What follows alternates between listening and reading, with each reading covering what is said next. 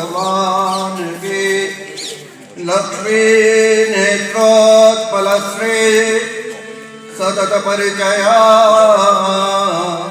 देश संवर्धमाना नाभि नाले करिंखन मधुकर पटले दत्तहस्तावलंब अस्माकं संपदोगान् अविरल तुलसी दाम संजात भूमा कालिंदे कांति हारे कलयतु वपुषा कालिमा कैटभारे कृष्णत्वदीय पद पंकज पंजरान्ते अद्यैव मे विशतु मानस राजहंस प्राण प्रयाण समये कपवात पित्तै कंठावरोधन विधौ स्मरणं कुतस्ते वंदे रामानुजाचार्यं श्रीमद्वेदान्तदेशिकम् आदिवंशटकोपं च यनिरुद्ध महागुरुम् लक्ष्मीनाथ समारंभां नाथयामुनमध्यमाम् अस्मदाचार्यपर्यन्तां वन्दे गुरुपरम्पराम्। अखिल कोटि ब्रह्मांड नायक कारण करुणा करुणालय भक्तवांछा कल्पतरु सर्वांतर्यामी सर्वाध्यक्ष पूर्ण पुरुषोत्तम वृंदावन विहारी गिरि गोवर्धन धारी आपद विदारी भवभयहारी यमुना तट संचारी मुरारी के उभय चरणारविंदों में प्रणाम करते हुए श्रीमद् भागवत व्यासपीठ को प्रणाम करते हुए समुपस्थित सम्मान्य सज्जनों वंदनीय विद्वज्जनों मातृशक्तियों बालकों, ये परम हर्ष का विषय है कि आज जम्मू गांव के इस पवित्र धरा के ऊपर और द्वारकाधीश के पवित्र प्रांगण में हम लोग सब एकत्रित होकर हमारे जीवन को सफल करने वाले इस श्रीमद् भागवत महापुराण का श्रवण करने का एक सुंदर समायोजन हो रहा है। ये जीवन की धन्यता है कि भगवान की कृपा से ऐसे सत्संग का लाभ हम जीव को प्राप्त हो रहा है। भगवान जीव पर जब कृपा करते हैं तो उसे क्या देते हैं? भगवान जब जीव पर कृपा करते हैं तो संत समागम हरि कथा तुलसी दुर्लभ दोए। एक तो संत का समागम होता है और दूसरे भगवान के से सुंदर कथा श्रवण करने का अवसर प्राप्त होता है। तो हम लोग बड़े धन्यभागी हैं कि ऐसे पौष मास के अंदर भगवान की ऐसी दिव्य कथा का रसास्वादन कर रहे हैं और यही जीवन की धन्यता है। इसी के द्वारा हमें अपने जीवन को सफल बनाना है। देखिए अभी आप लोग सभी भगवान की ऐसी दिव्य शोभा यात्रा में जुड़े और सबने अपने ऊपर भागवत जी की पोथी को पधराया। तो ये भागवत जी की पोथी को पधराने का कारण क्या है? अर्थात जहाँ से हमारी मति पूरी हो जाती है वहीं से ही सन्मति भागवत जी की जो गति है वो प्रारंभ होती है। तो हमें अपने आप को ठाकुर जी को समर्पित कर देना है कि हे ठाकुर जी आप मेरे मस्तक पर विराजे और मेरे मस्तिष्क में सद्बुद्धि का ऐसा प्रभाव डाले जिससे मेरा जीवन जो है वो सन्मार्गगामी बने। आज व्यक्ति को सबसे बड़ी आवश्यकता है कि वो सन्मार्ग पर चले। हम लोग यद्यपि बहुत ही धर्म प्रेमी हैं पर धर्म प्रेमी होने के साथ साथ हमें अध्यात्म से भी जुड़ना होगा। मुझे थोड़े ये कष्ट के साथ कहना भी पड़ता है कि दीक्षा दानम तपस्तीर्थम ज्ञानम यागादिका क्रिया तत्सर्वम निष्फलम याते ललाटे तिलकम बिना। हम लोग कहने को तो करोड़ों हिंदू हैं पर जब धर्म की बात आती है तो हम अपने ललाट पर नित्य तिलक को धारण नहीं करते। तो भगवान की कथा में यदि प्रवेश करना है तो पहले आचरण की शुद्धि अत्यंत आवश्यक है। आचरण ही हमें भगवान तक ले जाते हैं और इस आचरण की शुद्धि की प्रारंभ कहाँ से होता है? अपने ललाट पर ये मांगलिक तिलक धारण करने से। हम लोग हिंदू इतने हैं और वैष्णव हैं पर क्या हम अपने ललाट पर तिलक धारण करते हैं? जैसे कोई सौभाग्यशाली स्त्री है वह टीकी लगाती है, मांग में सिंदूर भरती है तो पता चलता है ये सौभाग्यशाली है। वैसे ही वैष्णव का पता कैसे चलता है कि वैष्णव अपने ललाट पर तिलक को धारण करे, वैष्णव अपने स्वरूप का अनुसंधान करे। हमारे जीवन का परम लक्ष्य मात्र और मात्र परमात्मा की प्राप्ति है, उसके अतिरिक्त कुछ भी नहीं हो सकता। ये धन, ये सत्ता, ये संपत्ति प्राप्त करना ये तो क्षणिक है, ये तो आपको कर्म के वशीभूत मिल जाने वाली है। पर एकमात्र ये जीवन का लक्ष्य है परमात्मा की प्राप्ति। यदि उसे नहीं जाना तो क्या जाना। इसलिए किसी ने बड़ी बात, सुंदर बात कही है कि जाना मैंने जननी जनक भाई बहन को आना जाना जाना और खाना पीना जाना है। सुख जाना दुख जाना अपना पराया जाना कुटुंब कबीला सब धीरे धीरे जाना है। शत्रु जाना मित्र जाना अकर्म कर जाना धन और संपत्ति को जाना जो खजाना है। सब कुछ जाना पर कुछ नहीं जाना यदि उसको न जाना जिसके समीप जाना है। तो सब कुछ जान लिया पर यदि उसको नहीं जाना तो ये जीवन हमारा निरर्थक हो जाएगा। मैं कई बार अपने प्रवचनों में कहता हूँ कि जीवन में सबसे बड़ी हानि क्या है, जीवन में सबसे बड़ा दुख क्या है।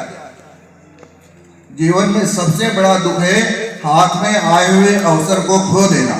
तो ये मनुष्य शरीर रूपी आपको अवसर मिला है और इस अवसर को आप इतना सुंदर बनावे कि आपको इसी जन्म में वैष्णवता को प्राप्त करके भगवान की प्राप्ति हो जाए और भगवान के तत्व को आप जान ले तो जीवन की सार्थकता है।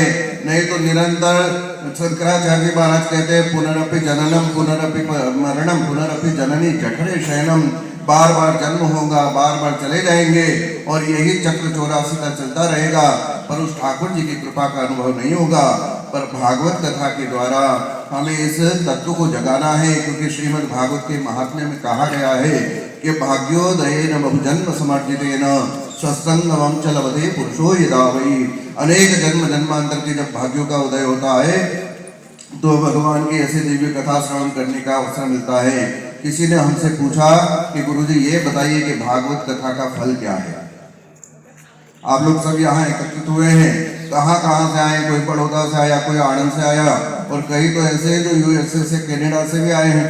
वंदना भाई हमको मिला रही थी, वंदना जी कि मेरी भांजी या कोई कि कहाँ से आए हैं, यूएसए और कनाडा से भी आए हैं। तो इस भागवत कथा का फल क्या है। आप लोग तो भागवत कथा कराते रहते हैं, वर्ष में एक बार दो बार तो हो ही जाती है। तो आप लोग व्यास जी महाराज के मुखारविंद से सुनते ही होंगे। हमारे यहाँ तो विरंची भाई शास्त्री प्रत्येक वर्ष यहाँ गोपाल जी, गोपाल भाई बख्शी और समस्त ग्राम की तरफ से निरंतर कथा का आयोजन होता रहता था। मैं उनकी 2 कथा राम कथा और भागवत कथा में आ चुका हूँ। तो बताइए भागवत कथा का फल क्या है। चलिए मैं आपको ये बता देता हूं कि भागवत कथा का फल क्या है। ये तो कोई ना बता सकेगा पर आज तक जीवन में आपने जितने भी पुण्य किए हैं उसका ये फल है कि आपको भागवत कथा श्रवण करने का अवसर प्राप्त हो रहा है।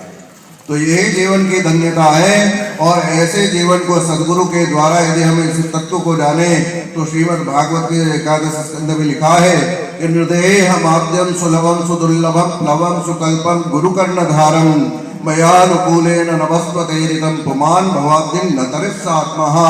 अनेक जन्म जन्मांतर के पुण्य स्वरूप ये मनुष्य शरीर मिला और मनुष्य शरीर मिलने के बाद वैष्णवता प्राप्त हो गई और सदगुरु की प्राप्ति हो गई। फिर भी यदि हमने भगवत प्राप्ति के लिए हम लोग उद्यत नहीं हुए तो ये हमारे जीवन का सबसे बड़ा दोष है। इसलिए आप सबको मैं सावधानतया सुनूं, आप सभी से निवेदन करना चाहूंगा कि 7 दिन आपको अपने जीवन को बदलने का अवसर प्राप्त हो रहा है। और आज पौष शुक्ल नवमी है और बीच में आएगी वैकुंठ एकादशी। वैकुंठ एकादशी का भी बहुत बड़ा महत्व है। तिरुपति बालाजी कौन कौन गया हाथ खड़ा करिए। तिरुपति बालाजी के अंदर पूरे साल भर में एक बार वैकुंठ एकादशी के दिन वैकुंठ द्वार खुलता है जिसमें जो व्यक्ति प्रवेश कर जाता है उसका आने जाने का जो चक्र है वो समाप्त हो जाता है। तो ऐसे वैकुंठ एकादशी पर भी आपके भागवत कथा के मध्य में आने वाली है।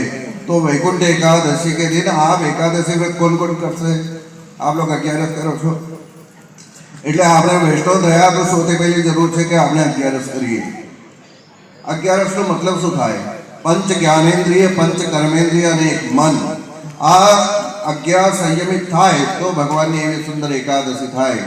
એકાદશીનો ઉપવાસનો મતલબ છે આપણે ભગવાનની નજીક વધારે બેસવાનું। પણ વિડંબના એ છે કે આપણે ભગવાનની નજીક ઓછા બેસીને રસોડાની નજીક વધારે બેસીએ। तो इसलिए हमारे एक कवि ने कहा है कि एकादशी व्रत करने वाले मालताल को खाते हैं, बिना व्रतों के रहने वाले नहीं बेचारे पाते हैं। राजगिरा की पूरी बनावे और बनावे सीरा, आलू सूरन साग बनावे छौंक लगावे जीरा। उसके ऊपर फल भी खावे सेव पपीता केरा, इतना खाकर फिर भी कहते एकादशी व्रत मेरा। एकादशी व्रत कैसे करना ये शास्त्रों में बतलाया है, उसके थोड़े नेम को लिखकर कवि नीचे दर्शाया है। एकादशी व्रत फल को खाकर लेना दूध आहार, द्वादशी दशमी को भोजन करना एक ही बार। तो पारणा का जो विधान है वो एकादशी होती है कि दशमी के दिन एक टाइम भोजन हो और द्वादशी के दिन भी एक टाइम भोजन है। पर हम लोग एकादशी कर लेते हैं, उसके दिन सुबह सुबह उठते हैं, नाश्ते पर टूट पड़ते हैं। तो ये हमारी जो प्रवृत्ति है खाने पीने की, इसको हमको सुधार करना है, क्योंकि भगवान ने सबकी व्यवस्था की है। पर ये सत्संग ऐसा है जो भगवान की अनंत कृपा जब जीव पर होती है तो ये सत्संग प्राप्त होता है। और हमारे व्यासपीठ पर विराजमान ऐसे युवा वक्ता जयदेव भाई शास्त्री जो खूब विद्वान भी है। इनके पिताजी की कथा तो दास ने सुनी है, पर इनकी कथा भी बड़ी ही रोचक और बड़ी ज्ञानवर्धक है। तो ऐसी कथा के माध्यम से अपने जीवन को सफल बनाए। और उनके साथ साथ जो यहाँ पर विप्रवृंद पधारे हैं, जो सारस्वत के उपासक हैं और संगीत की सुंदर वाद्यंत्रों के द्वारा एक सुंदर सेवा देंगे, तो वो भी प्रधान है। और हमारे विद्वान पंडित लोग भी यहाँ पर हैं। उसके अतिरिक्त हमारे द्वारकाधीश मंदिर के जो मुखिया जी हैं, चेतन भाई ना, चेतन भाई પણ અહીંયા પધાર્યા છે। અને એની સાથે સાથે આ કમિટીના જેટલા પણ મેમ્બરો છે, અને ખાસ કરીને ગોપાલભાઈ અને ગોવિંદભાઈ, જે પણ મેં નામથી અજાણ છું, એટલે જે પણ અહીંયા ઉપસ્થિત છે એ બધાને મારા ખૂબ આશીર્વાદ છે કે આપના થકી એવા સુંદર કાર્યો થતા રહે। અને અનેકવાર મારે પણ અહીંયા એ નિમિત્તે ગામમાં આવવાનું થાય। એ બે એમને એમ તો તમે બોલાવતા નહીં, એમને તમે બોલાવવાના નહીં, પણ એવી કથાનું આયોજન હોય તો આ વૈષ્ણવના દર્શનનો લાભ મને પણ મળે। વૈષ્ણવનો દર્શનનો ખૂબ મોટો લાભ છે। એટલે તમે બધા એકબીજાને મળો તો જય શ્રી કૃષ્ણ જય શ્રી નારાયણ કહો છો, તો એનાથી ભગવત સ્મરણ આપણું બને છે। એટલે આવશ્યકતા છે કે વર્ષમાં એક વખત તમે મને આવવાનો અવસર આપો છો, તો આપણે ખૂબ ધન્યતા છે। વધારે ના બોલતા આ બધાને આશીર્વાદ સાથે હું વિરમું છું। જય શ્રી નારાયણ।